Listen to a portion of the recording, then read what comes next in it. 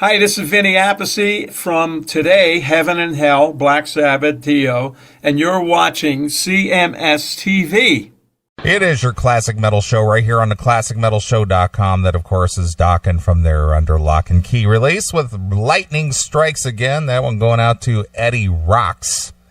And I believe Dokken is over in Europe this week, aren't they, Chris?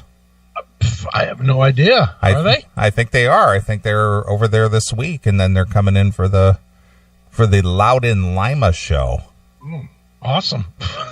Yeah. What is it about them flying back in for Ohio shows? Well, they got a show Friday, and then I think they got a show out west of here a Saturday. So it's a two show weekend.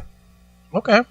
So I think they're over. I think they're over in Europe. They might be. So I saw Don Levin was saying that they're going to record a classic sounding album. Yeah, I saw that too. Like, okay, sounds good to me. Yeah, so we'll see what happens. Yeah, because that's completely not what Don said. Well, it's going to be heavy, man. It's going to be heavy. Yeah. Well, they kind of changed their mind. I think what it's predicated on a lot of the time is that if they get some kind of a deal through, say, like Frontiers or somebody, the record label decides what they want. Okay. They go, well, we'll offer you a deal of whatever, but this is kind of the direction we would like to hear, and I guess they kind of consider it and go, okay, well, yeah, well, maybe we could do that. Oh, you'll pay us this much more? Yeah, we'll do it. Yeah, sure.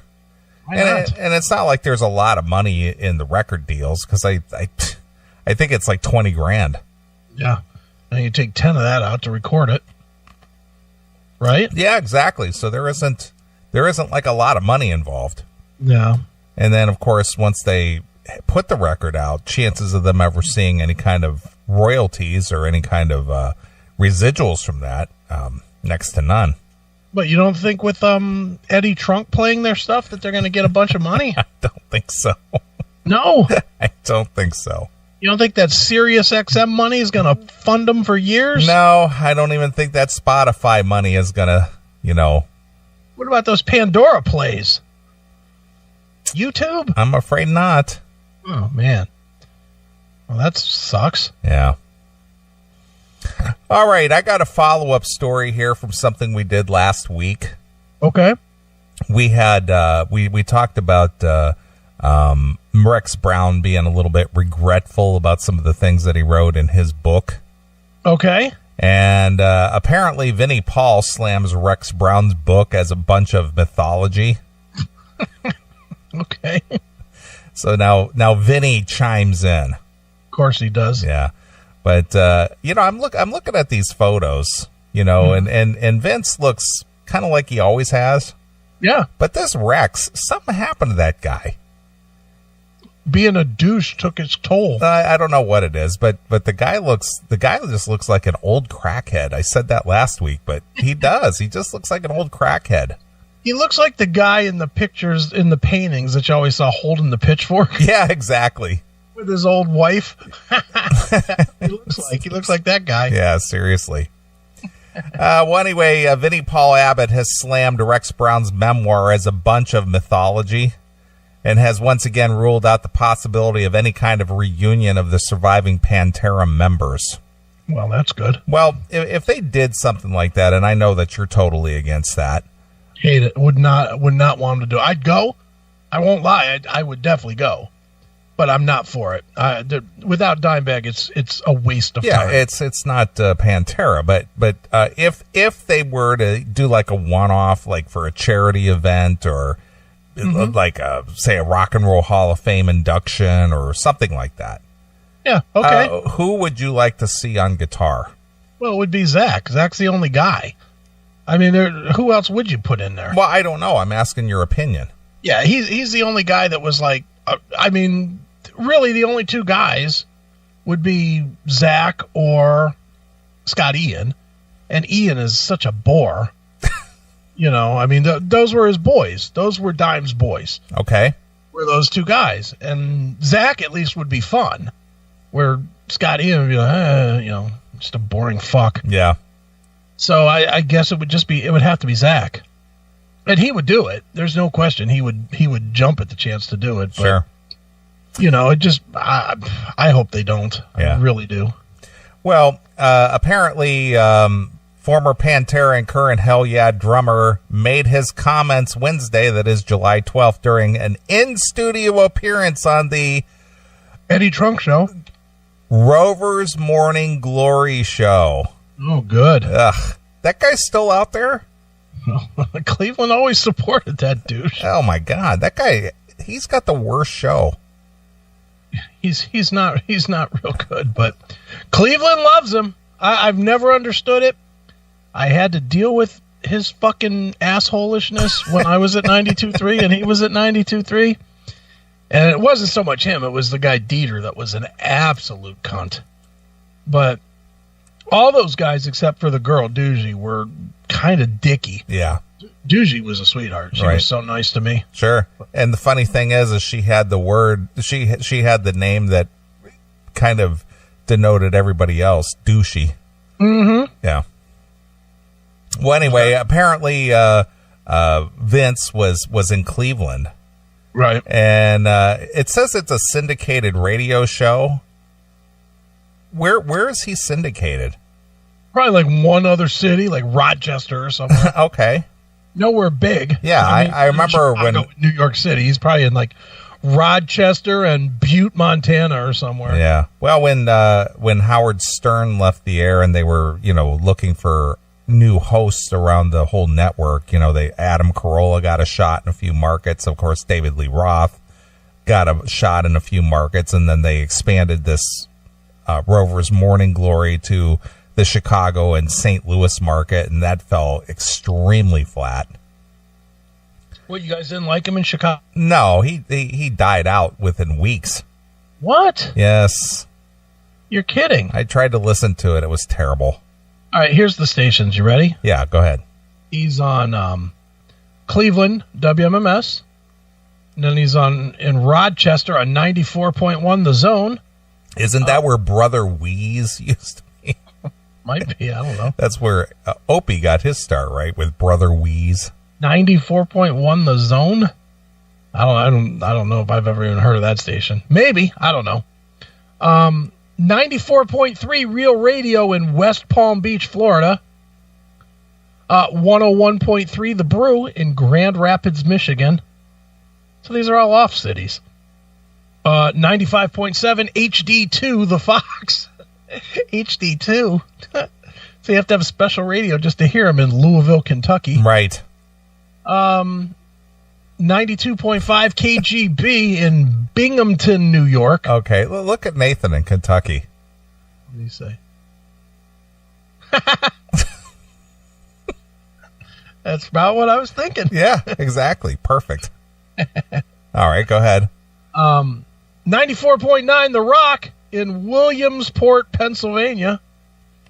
103.9 The X in Dayton, Ohio. Okay. Oh, it's close to you. 1260 WNDE in Indianapolis. You can still get them, Neely. I can't listen to an FM station 160 miles away. Oh, it's AM. Oh, it's an AM station? 1260. Oh, my God. He's on AM. An AM station. Okay. What is he, Rush Limbaugh? And that's Indy's sports station. Jeez. What the fuck are they doing? Yuck. And then 106.3 The Brew in Huntington, West Virginia. Not Wicked Brew. Not Wicked Brew. Just the brew. Oh. So he's on in all the major markets.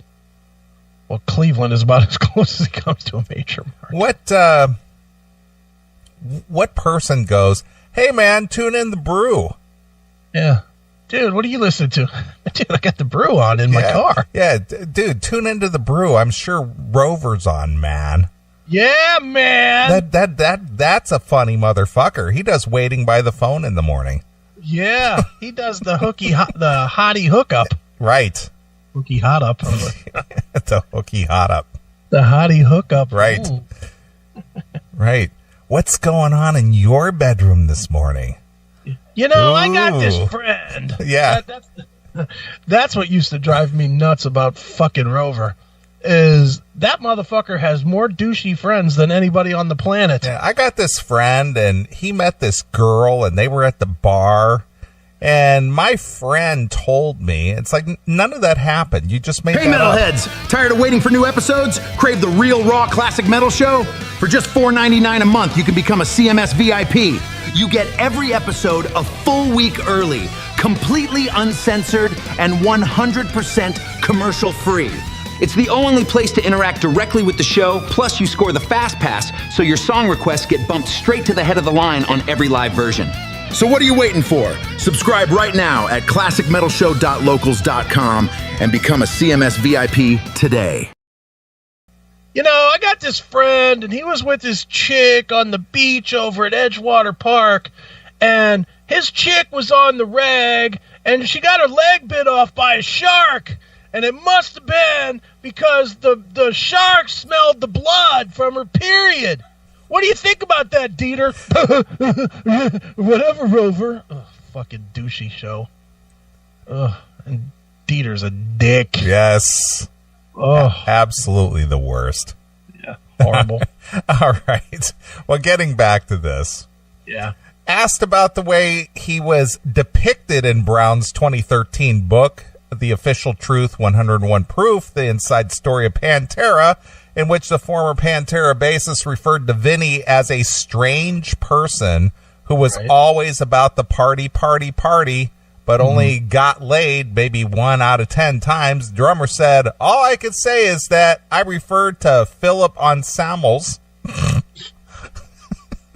former Pantera singer comment about Rex's book. A bunch of mythology, man. We don't know where he came from with all that. More power to him, man." Yeah. Isn't that a shame that Pantera took the world by storm and changed hard rock metal music forever? Yeah. And now these guys just more or less are just like, fuck you, dude. Whatever. Just went to shit. Yeah, whatever. I mean, you know what's the most sad about all of it? Is outside of Down, but I'll even include Down in that. All of the parts have been just mediocre. Yeah. Those guys, if they're not all together, they can't do it. Well, again, it's the whole chemistry thing. Yeah. But I mean, there's never been a more perfect picture of it than that. Pantera ruled. And I don't care if you're a fan or not, you can't argue how dominant they were for 5 years. I agree. But you take it apart, Down sells 1,500 tickets. Hell yeah. However many tickets. 1,000 tickets, 1,500 tickets. Damage Plan was not very good. Kill Devil Hill, not very good. Fill in the Illegals. What other projects? Super Joint Ritual. I like it personally because I like the super, super heaviness of it. But, sure. But I certainly understand the very limited audience for that too. You know, it's like nothing these guys have done away from each other has been over the top. It's not over the top great. It's, Yeah. It's just average. It's stuff that nobody remembers. I mean, I listen to this kind of music, and of all those bands that I just named, other than Down, I can't name 5 total songs. Right. Well, for me, I know that you have more of a personal connection with the whole Pantera camp, but for me, as far as post Pantera or outside of Pantera, the Down record, the NOLA record, was my favorite out of all that. Yeah, that's a great record. Mm-hmm. So, if I listen to anything outside of the Pantera realm, it would be that Down NOLA record. Yeah, you might like Over the Under if you gave that a listen, because that's real classic metal-y. Sure. But I'm sure by that time you're already done with that. You were probably pretty much over that when that came out. Sure. All right. Vinnie was also asked about his relationship with Anselmo, with whom he has not spoken since Pantera split. Wow, what a shame, huh? I get it, but you know what? You know what? I'm going to pull it back. It's not worth the whole conversation. Well, I get it. I mean, I get it, but it's been 14 years. Yeah. At this point, it's like, okay, come on, get with it. You know, at least have. You don't have to get back on stage with the guy, but at least get it over with, for God's sakes. Sure. Even if it was a 5-minute conversation, then at least they could, every time they're asked, they could just say, "Yeah, Phil and I have talked," and then it would be over. But by leaving it as, "No, we haven't spoken in X number of years," people are going to keep asking until they do. Yeah. So just have the conversation. "Yeah, we talked. We're okay." End. Yeah. We're not making music together. Move on. Yeah. He was pressed on whether it's true that he indirectly blamed Philip for the death of Pantera's guitarist. Yeah. What kind of a question is that? Well, it's relevant. I mean, considering that it was he was murdered in 2004. Right. Very relevant. Yeah, but okay. All right, I'm going to read the rest of this here. And Vinnie's brother, Dimebag Daryl Abbott, suggesting that some remarks the vocalist had made about Dimebag in print just weeks earlier might have incited the guitarist killer. The drummer said, "You know what? The thing is, well, he said that, so it made this guy react." Yeah, okay. I get so sick and tired of the victim blaming. Mm-hmm. It's just like nobody caused that guy to hop the fence at El Rosavilla with a gun and start shooting. Yeah. The guy was a kook and an asshole, and that's that. That's what he was. He was a murdering. The voices in my head said I needed to do this, and it sounded so much like Phil, I had to kill Dimebag. Well, they do say that he did have voices. Well, I know that, but still. Yeah, he was a whack job. That's the solution. He was a nut. Didn't matter who said it. He was fucking crazy. I agree. I'm just going to say I have no comment on any of that, man. Well, stop it, Vinny. You should have said, "You know what? I don't believe that for a minute." Why would you say I have no comment? That means you sort of believe that in some regard. Or he's answered it 1,000,000 times. Well, maybe so. It's just like I've answered. Well, if that's the case, if that's his thought, I would have said, "I've answered this question 1,000,000 times. If you want to see my answer, just look it up online." But this might be like Steven was talking about last week. One of those where you walk in and clearly these guys don't know your fucking band. They don't know his history. They're just going off of fucking bullet points off of a fucking fact sheet. You're probably right about that. Because I mean, if you want to know some real truth about Rover's Morning Glory, the day Dimebag was killed, I appeared on Rover's Morning Glory, playing my audio of my interview with Dimebag right before it. Right. That happened, whenever that was, the interview that I did right before he was killed. Sure. And they wanted my audio, and the only way I would do that was if I could come on and promote my show. Yeah. And that's what I did. I went on their show and I took the audio and, I did a little phone in and sent them the audio and, there it was. Okay. So, but they didn't know anything about Pantera. Sure. And that was the day he died. So I somehow doubt that they all of a sudden became fans after that. Seriously doubt that as well. They brought me in to be the expert, the Pantera expert. Yeah, you were the metal expert, man.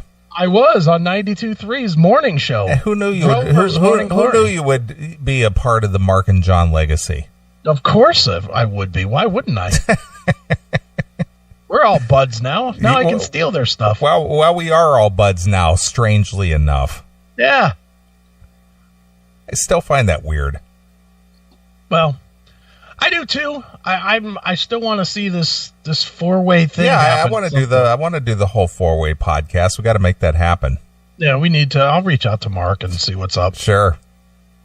All right. So Vinny continues. I've done so many other things with my life since then, and I always believe if you live in the past, you have no future. So, man, I'm happy doing what I do with hell yeah, and I'm going to leave it at that.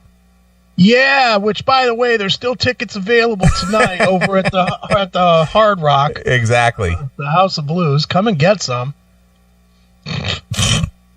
At this point, Rover at that point asked Vinny if he can safely assume that there are no circumstances under which the surviving members of Pantera would ever get back together. Vinnie responded, "That's pretty damn good assumption. Yeah, man." Yeah, man. That's just, I don't know. These kind of interviews are just so empty. Don't hold your breath, man. They're just empty. Just vapid shitty. It is.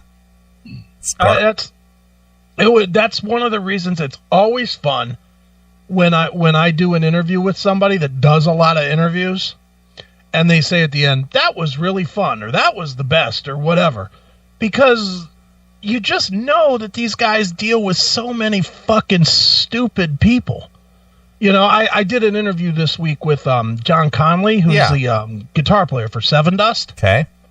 And he has a new side project. And I asked him a lot of kind of businessy questions, you know, about actually, and I'll give the CMS fans credit. It was one of our fans that reached out to me and gave me this question of what he wanted me to ask him was, how many shows does Seven Dust have to play for the business of Seven Dust in a year? Well, that is a good question, because how many shows does the CMS have to broadcast to make it? Oh, wait a minute. Never mind. No. But so I took that question to John Conley this week because I thought that was a damn good question. And I took it to him, and it launched into a whole discussion about the actual business. Mm-hmm. And at the end of the conversation, Conley was like, "Man, that was like really, really a good interview." And I was like, "Well, that was a fan question." He was like, "Well, that's the kind of shit we wish we would always get. Instead, we always get questions about the first album." Right.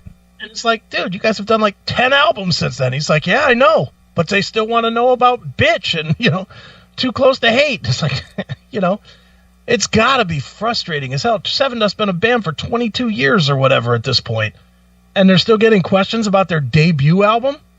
It's like, that's got to make you just want to kill yourself. I agree. And like this, he's asking questions about Pantera. Pantera last played a gig in like 2002. Right. What the fuck? It's over. Move on. If we had Rex on, would we ask a Pantera question? No.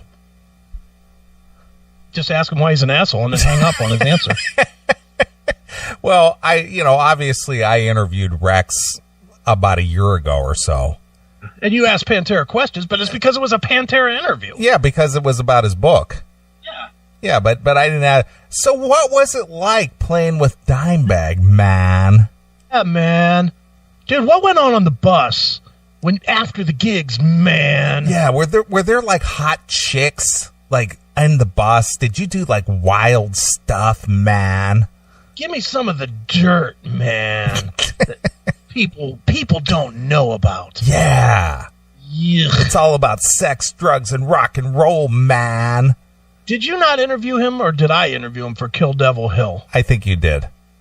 I don't think I asked him one Pantera question. Well, why would you? He was promoting Kill Devil Hill. To be honest, I think I did like 10 minutes. I think I was so disgusted that I had to do it. It was just like, "Oh, you got a new record? When's it out? What's it about? See ya.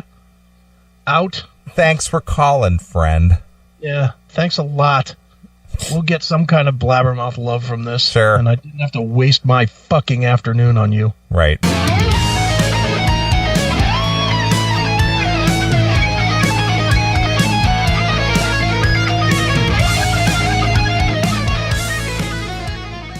Look, everybody, I have spent 30 years in the loudest rooms in the world, and I can tell you one thing for certain. I've got zero time for weak coffee or woke nonsense. Guess that's actually two things I don't care. If you're like me, you're tired of giving up your money to corporate sellouts who hate your values. You want a brew that's as unapologetic as a Marshall stack cranked to 11. Enter Blackout Coffee. This is bold, fresh roasted, 100% American grit in a cup. It's fuel for patriots who refuse to back down. Whether you're hitting the Patriot medium roast or the massive high caffeine kick of brutal awakening, this is the taste of real freedom and hard-hitting flavor. Stop supporting the bland beans of companies that don't stand for you. Head over to blackoutcoffee.com right now. Use my code, which is in the description, for an exclusive discount. You can save. It's time to wake up unstoppable. Blackout Coffee, folks. Fuel for patriots.